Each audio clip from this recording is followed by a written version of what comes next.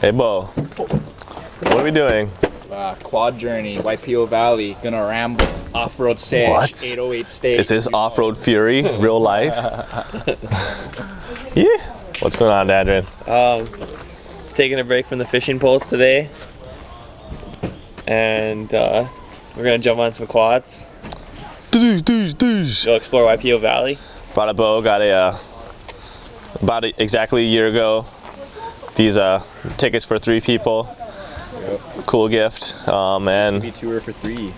we're gonna take use of that today. We're going around. I don't know exactly what we're doing. None of us do. Squad, dude. All we know is Squad, bro. We're gonna go squat on the quad. yeah, we're gonna go squat on the quad around Waipio Valley in some fashion. So Squad on the quad. Ooh, Squat on the quad. we're going we to should make a squat on the quad service quad. called Squad on the Quad now. Squat on the quad. Ooh, these guys are about to get trumped.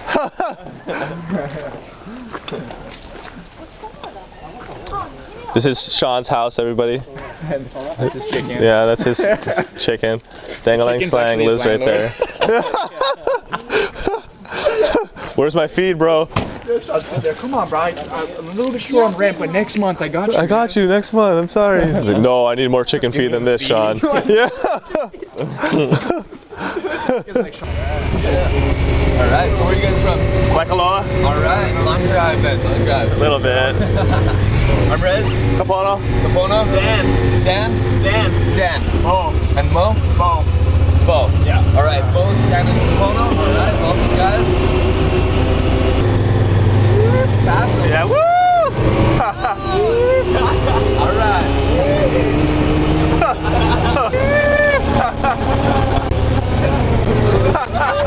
Yeah.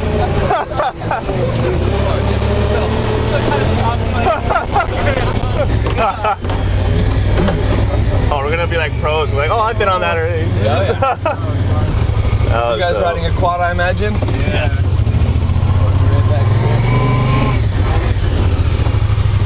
Stoked, we're here. Another really Just gave us a little little sample. Yeah. Get us warmed up. Now we're stoked. Yeah, we're pumped. Ready to go rip it up. Tutorial is beginning. Yeah, that's a solid one. So we're one ohana. Ohana means family today. Even though we come from different walks and lives and places, we're all one family. We're going to go up this mountain together. We're going to come down this mountain. We're going up from 800 feet to 2,400 feet. We go up steep hills and we come down those very same steep hills. We are on uneven gravel terrain. We are in an area that is inaccessible to EMT. And as you've noticed, you have no cell phone reception here. Up arrow, release your parking brake, and we're gonna move. Push.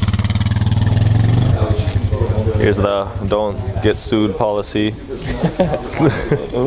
Yeah, you're pretty much, you see how she's going through too? Over that second one? Yeah. And then you just Got Danjin over here, looking extremely safe, that'd be my mother. signing away his life. No, I don't need your money. Okay. Is this you, Danjin? Is that your signature? Wow, you guys didn't even put the date. Looking pretty cool too, Beau. I'm sure I look just as cool as these guys. We're all lined up, boy. We are. Yeah, nice. Here's me, 47. Wait, what's this one? 40. Oh, 46. Yeah. Oh, we have a good lineup too. Dude, I'm able to film it all. the whole day is falling up like in line. It is, dude. Boom. Oh, these are comfy. I know, I get people. Luxurious ATVs. Okay, get on your bikes. We're gonna take this line by line.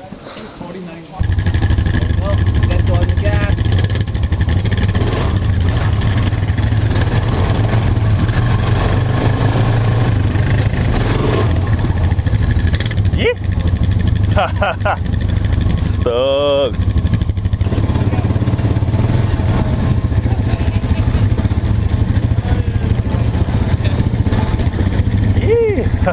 Like another job. Yeah, shoots. So we got a 20-mile total trip, everybody. We're going 10 miles up, 10 miles down. They good job? Yeah. I like. So Beau did such a good job that he's been promoted to the head driver. He's just gonna trailblaze for us. Dandrin's looking like a Navy SEAL. He's ready too. Okay, everybody, it's going down. We're beginning. We're stoked. Yeah. Let's go.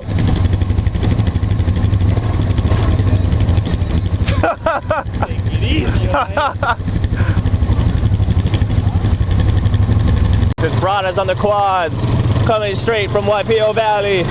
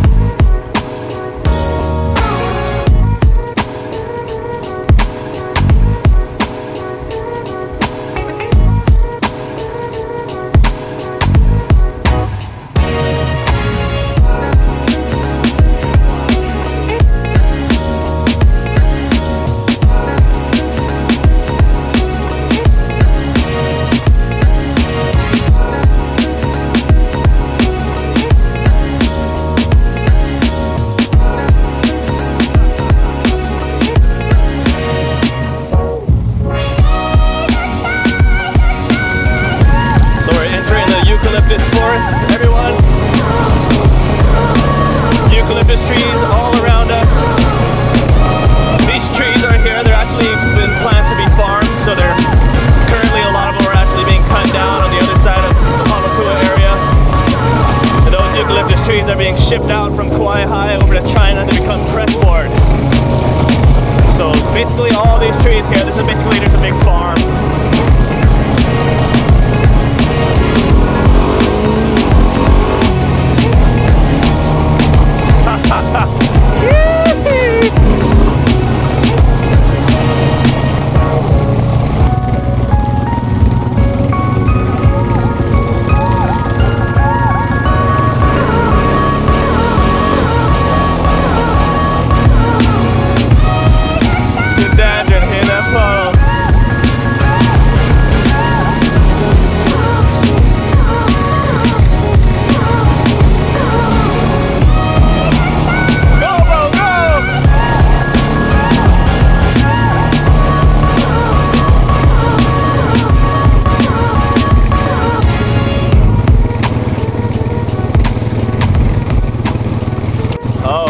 About to reach YPO Valley, everybody. You can start to see it right through these trees.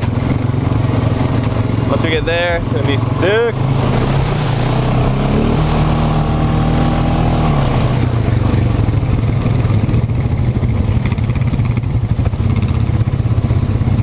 Dandrin's dragging a stick at the back of his bike. Widespread. So right here, just watch your step. It's a bit muddy right when you get to that portion right there. So freaking awesome, man. This is most badass, dude. Having a good time. Beautiful view of YPO Valley coming up right here. Man, look at that. So the ride is sick, but then you get this view, and that's like triples down on the sickness. Even better over here, Kalo. Is it? Oh, you got the spot, Dandrin? Oh, you got the brick, that's why. Jaws brick.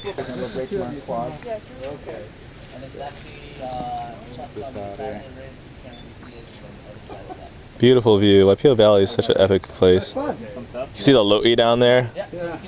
Lo'i Kalo. Yeah. Capone, look at his chest rig. Yeah, we're ready. Oh, dude, I was getting mud flopped in my face. I was like, yeah, I was like, there's Kalo around. The excursion, ATV Off-Road Fury. This thing's mean. Yeah, we're in the ATV Braddahs Fury. ATV Braddahs Fury. ATV Off-Road Braddahs. I like ATV Off-Road Braddahs Stoked. Is there actually a place? A Vahipana is a celebrated place in time and history. It's where events took place. It's where battles were fought. It's where people lived, prospered, and died. It's a Vahipana. It's in the Vau Kanaka, the realm of the man. There's 3 different realms in Hawaii. The Vau Kanaka, the Vau Kanahele, and the Vau Akua. Man, where man's realm is, where the forests were, where the gods resided. That's on Mauna Kea. So we're down here where man resided, where man prospered. 1,000 years ago, the first Hawaiians landed in areas like this, where were high in water and resource, enabling them to survive. They brought with them their entire culture and lifestyles, and it was here in the Hawaiian Islands that these people who landed here became the apex of the Polynesian society. They were at their head of their game in crafts, and their handicrafts, their celestial navigation, their techniques in which they govern their society, their laws, their religion. And YPO was the catalyst of that. It was where the populace excelled. By Cook's arrival, perhaps there was close to 10 to 20,000 people living in this valley, and within the 3 valley range all the way to Kohala, approximately 40,000 people lived in this valley ranges. This was the city. You can compare a Vahipana to places in time today, like perhaps the Grand Canyon, the Taj Mahal. Who said they're from Washington, D.C.? The White House. Okay, so places where events happen, places where man prospered. Here in the valley, as I said, it was quite populous, and the main staple of the Hawaiian people is Kalo. Kalo traces its genealogy back to man, its DNA back to man. The first Adam, the first Eve of the Hawaiian civilization, had a child. It was stillborn. They took this child and they buried it in the east corner of their house plot. And from the grave, and they gave it an identity because it was a child. They gave the child an identity, they named it, and they buried it. From the grave of this child grew Kalo. The next born child was the progenitor of the entire Hawaiian society. For this reason, we have in our family system a hierarchy of the hiapo, who takes care and is responsible for his and hers siblings. So who's the hiapo in here? Who's the firstborn? No firstborn? So you have a responsibility. You have a responsibility to take care of your brothers and your sisters. In turn, in the end, you have a responsibility to take care of your parents. The 2 most celebrated times in Hawaiian customs was the birth of a firstborn male and the death of an ancestor, or a kupuna, like in anything else. Now you might have gone to a luau. Who's gone to a commercial luau? At the commercial luau, you've probably tasted poi. It's not a great interpretation of our ancestral food. It's watered down, cornstarch is added, but not a good interpretation. It's there for an aesthetic. Quite frankly, for me, it's a waste. Because you don't appreciate it as we do. It's our ancestral food. And from this life-giving food comes sustenance that could actually sustain an entire populace in ancient times. It sustained the entire island. So poi, with taro, when pounded down from its corm after it takes 12 months to grow in those lo'i down there, which is those little square patches with water, and you can see the kalo planted in line. After 12 months, it's pulled by hand, it's planted by hand. The stalk is cut off, which is called the huli. That huli is turned back into the soil in the next 12 months after that, a new kalo. So it's generational. Just as farming is in Hawaii, kalo farming, it's generational. Everything can be eaten from the kalo. From the corm, which makes poi and pa'iai, to its stalk, to its leaf. The leaf, when boiled down or steamed down, is very soft, very tender, and you can compare it kind of like spinach, but better. Yup. Okay, high in protein. So kalo has 2 major factors that contributes to its nutritional value: thiamine and vitamin A. A potato doesn't have anything; it's just starch. So, because of these two nutrients, it was an excellent baby food, and it was an excellent food for elderly Kalo, because it supplied those nutrients. As I said, everything can be eaten. Once it's pounded down, poi does not spoil. It ferments, so it becomes an excellent probiotic. My grandmother loved sour poi. We had a poi bowl on the table continuously. The little kids couldn't touch that poi bowl. We couldn't dip into it and put our spoon back into it. My grandmother was really finicky about it. I'm a fresh poi kind of person. My grandmother was a sour poi kind of person. And most of the older generation are sour poi. Why? It's good for them. It's really good for them. It's a probiotic. Keeps them healthy. The leaf, when steamed down, and added chicken or squid, calamari, add a little bit of coconut milk, cane sugar, it becomes something called the luau. It's your favorite dish? Love it. Okay, so that in ancient times like today, it's one of the most favorite dishes at the luau. Thus, hence why we call it the luau today. But in ancient times, it was called an aha'aina, a feast, a celebration of ceremony. You born, we have a first birthday for you, big birthday. You're not gonna even remember. Okay? But we do it anyway. It's a celebration of your first year of life, of the crucialist year for many. And then your grandma dies. We have a big party for grandma. Grandma not gonna remember. Grandma not even here. We celebrate for the feast of that person and their integrity and their life. Then once that's over, finished. So we don't call on and continue to mourn.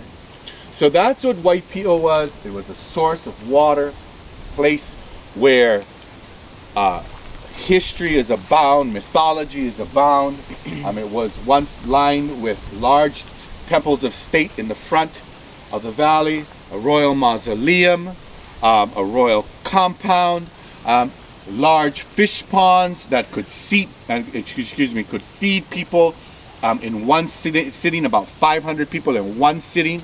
A fish pond, just like a refrigerator. Go into the refrigerator, pick out something to eat, and there it goes. By the 17th century, this entire valley floor was cultivated and propagated. So it looked very different from today. There was no trees down there. It was clear, and it was completely 826 acres was completely farmed. The taro was exported from Waipio to different points of the island. This trail was used specifically to bring Kalo out from the valley. It's called Pu'ahulunui. Pu'ahulunui means a big furrowed pig. And it was used during ancient times. During Prohibition, it was used by the plantation workers to export okolehau. Okolehau is a white lightning this side of the Rockies. It's actually better. It's sweet, and it's made from the root of the tea leaf. Now the tea plant, not the tea that we drink, but the tea leaf is a multifunctional plant from its root to its leaf. Its leaves were used for clothing, for foot apparel, for rope making. I can go on and on and on. Food preparation, but the root, once we learned how to distill, made the best white lightning this side of the Rockies. Now the plantation owners, they were very, let's put it this way. The southern plantation owners and the plantation operators in Hawaii operated in the same mentality. And they controlled the immigrant workers that were here. They controlled them by low wages, and keeping their educational intellect low. Period, point given. They segregated into them different camps, and they tried to keep them apart. But guess what? We're a resilient people. We all got together, and we all kind of integrated, and Hawaii became one of the biggest melting pots in the Pacific. Of all of these different people and their customs and their foods all integrating together. became a very unique kind of lifestyle here in Hawaii. We all eat each other's foods, we all share each other's customs, and although we tease each other, we all get along. And that's something very unique in Hawaii. This area was a very large Japanese camp. And these trees are Japanese pine. And they were planted here because this Japanese camp existed here. Traditionally, in ancient times, this was a very, very important area. It was called Pu'ukalehua. And Pu'ukalehua was like the Shangri-La of the matron goddess of this hill. And she overlooked into the valley.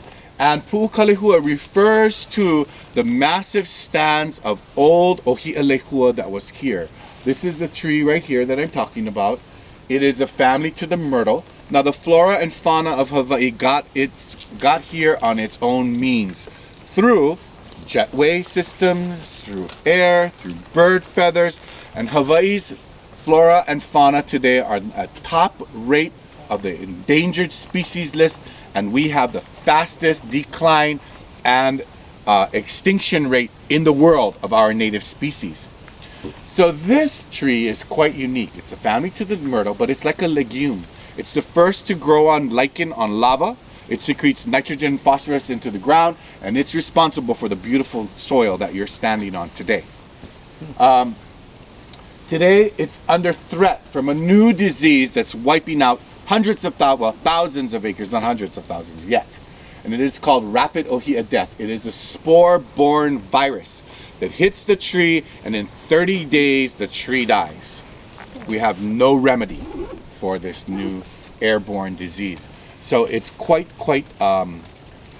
worrisome for botanists, for the Sierra Club, for us native people, because it's an essential tree that makes up of our watershed area. So we're going to move from this wahi pana, a celebrated place, to a wahi kapu, a sacred place.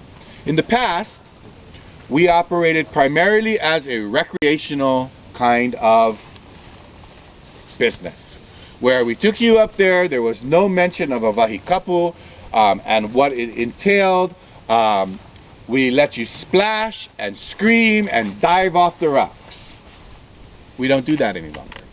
We've given the area back its sentiment and its respect and its purpose.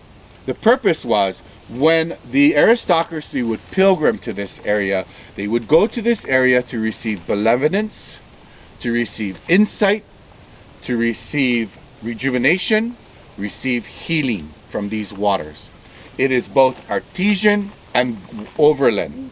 Now, for these artesian springs to break out at this area between 3,000 and sea level, it takes about 100 years for that snow melt to get down through the aquifer and then come up through springs. So that's what you're getting into. In Hawaiian estuaries, which are very important because they never ran all year long like the Colorado and the Mississippi, Hawaiian species evolved in these estuaries. They're called opai. Opai is a freshwater shrimp. Hiilawe, a freshwater limpet. And o'opu. O'opu is a freshwater goby that has a big sucker on its belly. And it's quite a delectable kind of fish. Actually, it's good eating. But because they are under siege from invasive species, and we're the big #1 invasive species that get into this water, there's 10,000 of us that we go up there every year and into the water. And so because of that, we're going to ask you, if you do get into the water, that you have a purpose. A purpose of getting into the water, whether it be benevolence, whether it be kindness, whether it be healing, whether it be to be blessed by these waters. Have a purpose to go in. Think of it. It was also used for rites of passage for young men and women. So you're going to get in as a teenager. How old are you? 16. You're going to come out as a man. Okay? So that's what these waters were used for. But more importantly, if we have bug spray on, if we have any kind of sunscreen on, help us to preserve and protect the area. You have a responsibility as guests here to this area and to the island and to your own place at home. Let it connect you to your family and to your place, to your sense of place. As all of us have a great sense of place here to this area. And so for that, we thank you for coming aboard with us today. We're going to get back on our bikes. We're going to head up to the mountain on top of, I'm almost close to the top of the mountain, and we'll get to see this area. We're going to circle back around and we're going to come back down to this area too. All right? Thank you everybody for driving really safely today. Mahalo. That was an awesome little history lesson.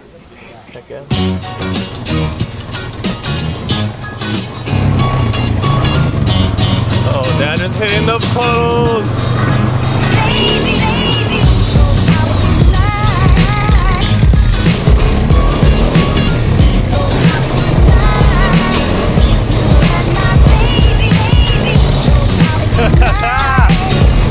Yeah, boy.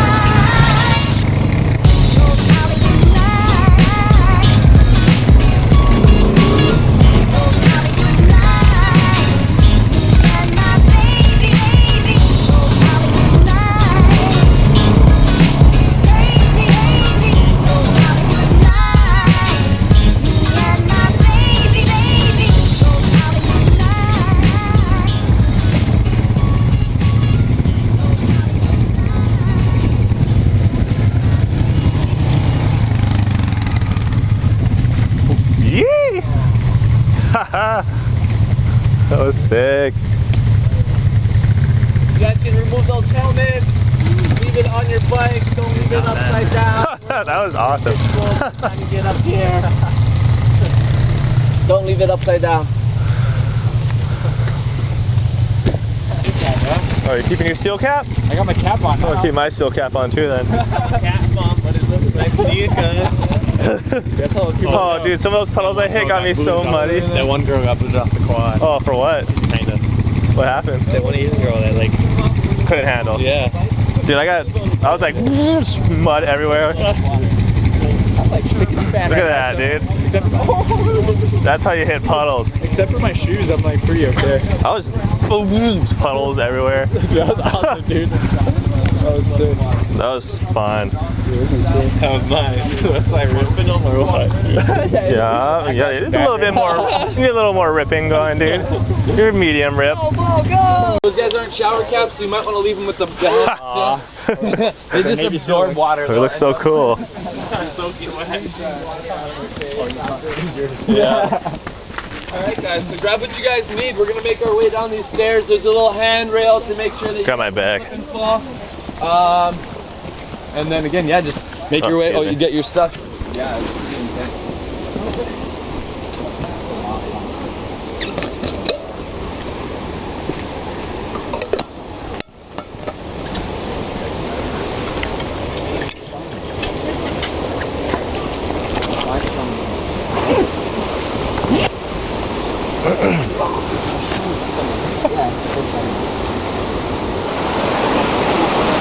Oh, it's beautiful.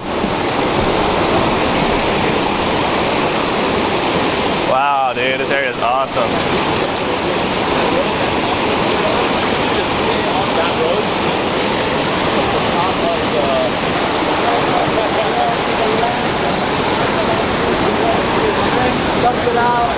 Beautiful.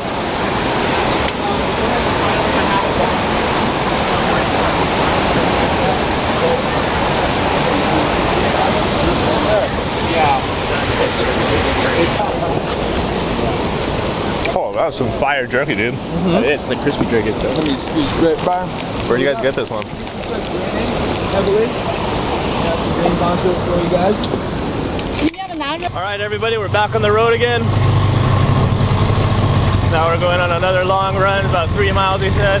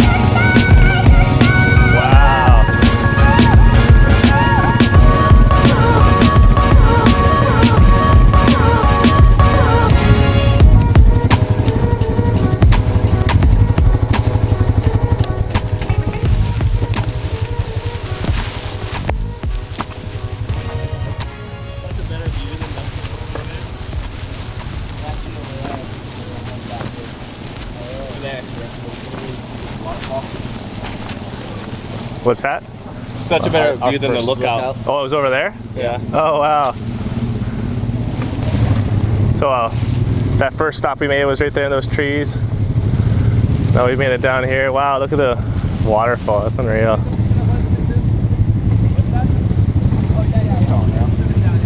Wow. Look at it down there, everyone. Prime view. Gorgeous.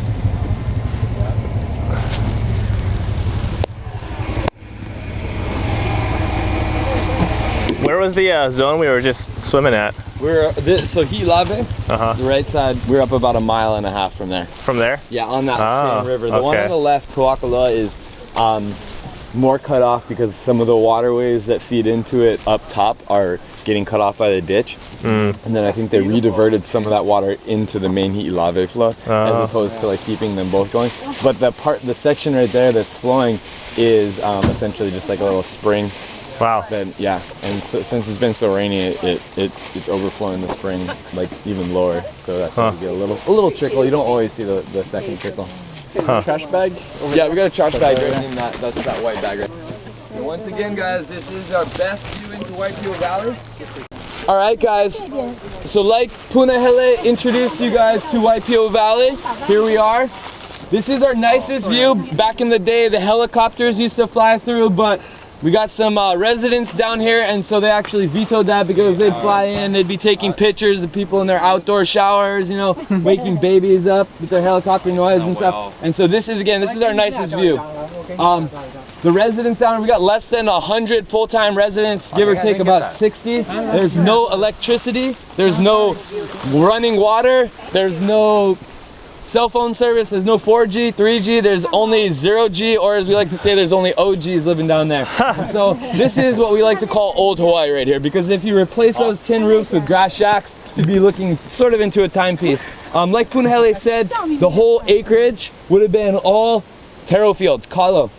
And that was, again, because back in the old Hawaii, if you ate poi, the army that eats the most poi wins the most battles. And so this is where the chiefs ruled from. Kamehameha obviously united all the islands, and this is where it's from. We got Umi, Liloa, we got many chiefs that ruled, starting back at Wakea, Skyfather, supposedly the first chief of Waipio Valley.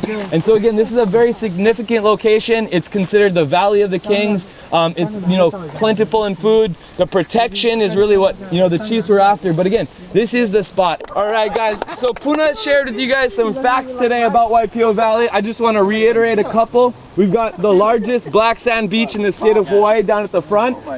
We've got heiaus, we've got burial sites, and so it's a very sacred area. Coming back, we've got the Mulivai Pond, which is an example of some of those fish ponds you'll see at the Manolani. You know, they would have cultivated fish, not just catching it in the ocean, they would cultivate it in their pond so that they always had fish even when it was rough seas. So that's that Mulivai Pond. That one's actually directly connected to the ocean.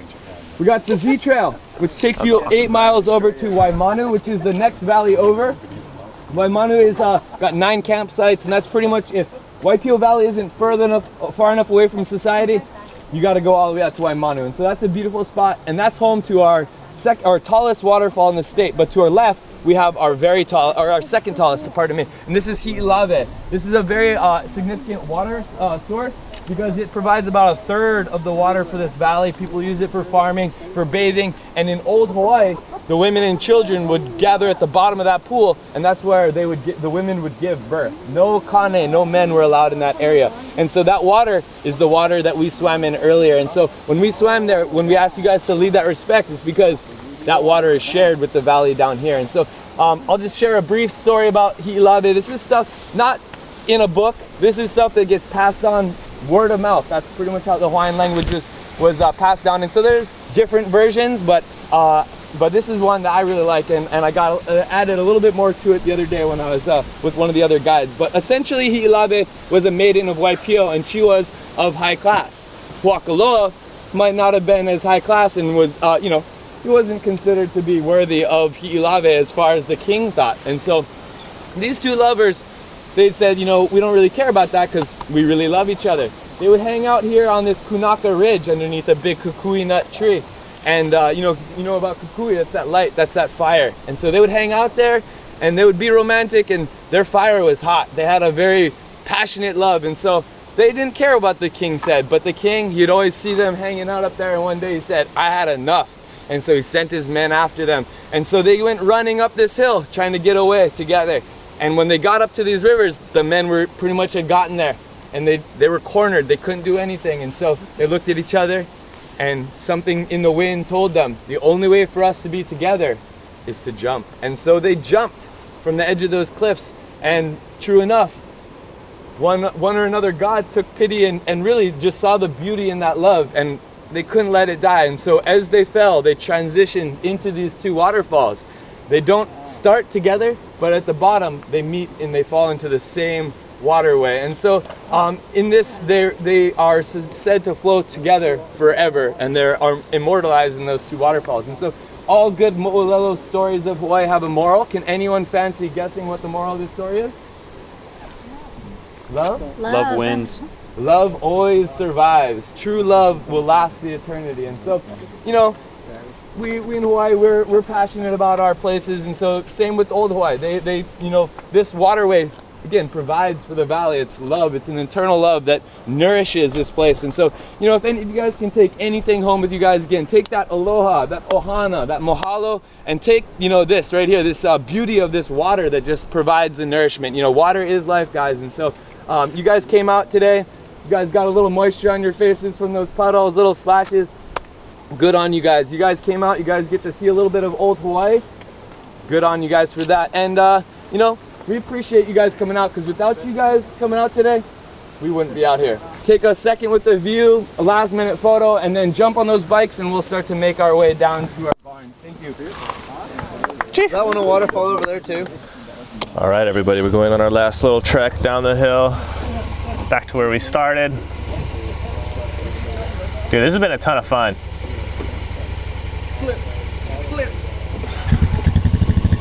Woo!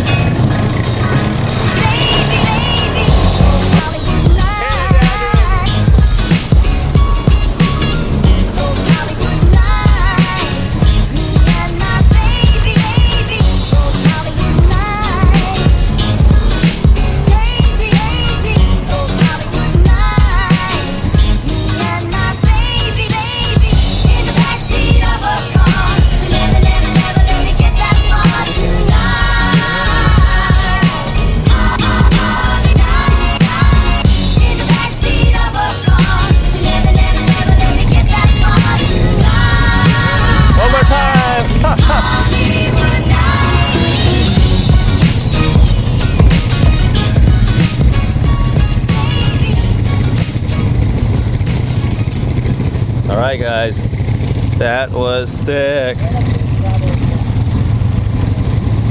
Aloha! Aloha!